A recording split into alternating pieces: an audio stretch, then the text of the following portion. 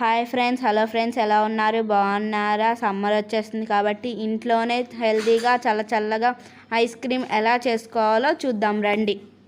దీనికోసం full cream పాలు లేదా గేదె పాలు తీసుకోవాలి. అందులో నుంచి 4 టేబుల్ స్పూన్ పాలు పక్కకు పెట్టుకొని మిగతావి మరిగించుకోవాలి. పక్కకు తీసి పెట్టుకున్న పాలల్లో 2 టేబుల్ స్పూన్ కార్న్ఫ్లోర్ వేసుకొని కలుపుకోవాలి. పాలని మీగడతో సహా కలుపుకుంటూ వేడి చేసుకోవాలి. ఒక 15 నిమిషాల తర్వాత టేస్ట్కి తగ్గట్టు పంచదార వేసుకొని కలుపుకోవాలి.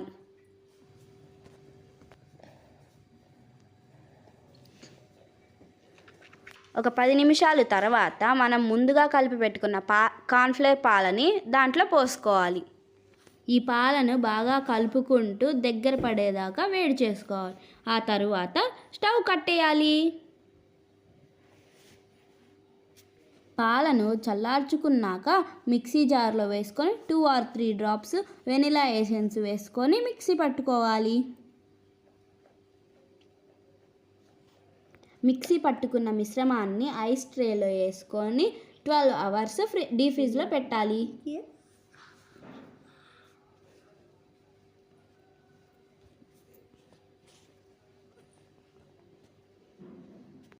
12 గంటల తర్వాత ఫ్రిడ్జ్లో నుంచి బయటికి పెట్టుకొని 5 నిమిషాలు వదిలేయాలి.